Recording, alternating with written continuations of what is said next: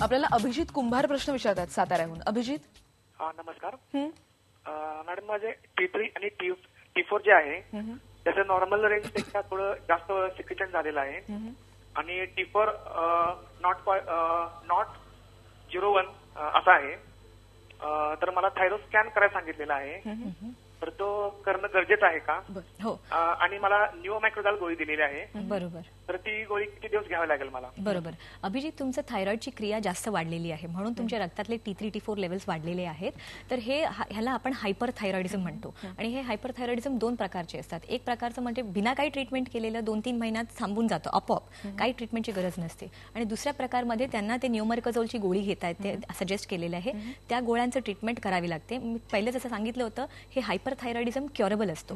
म्हणून समजा तुम्हाला ते थायरॉइडची स्कॅन का सांगितले ते कळायला की तुम्हाला टेम्पररी प्रकारचं आहे की ते ट्रीटमेंट लागणाऱ्या प्रकारचं आहे, त्याच्याने बरोबर कळून जाईल आणि त्याच्यावरती आपलं ट्रीटमेंट डिसाईड होऊ शकतो. आणि ते किती दिवस घ्यायचं असं त्यांचं शेवटचं? 2-3 वर्षाचा कमीत कमी असतो. निओमॅर्कोझोलची गोळी चालू केली तर बरोबर 2-3 वर्षाचा योग्य आणि व्यवस्थित डॉक्टरनी सांगितल्याप्रमाणे घेतली तर बरोबर आणि पूर्णप्रमाणे तुमच्या निघून जाऊ शकतो आणि थायरॉइड नॉर्मल होऊ शकते. म्हणून सांगितलं की थायरॉइडचे प्रॉब्लेम्स प्लीज सिंपल प्रॉब्लेम्स आहेत, सिंपल सोल्युशन्स आहेत, उगीच गायत्री गडबड करू नका आणि नक्की राहा.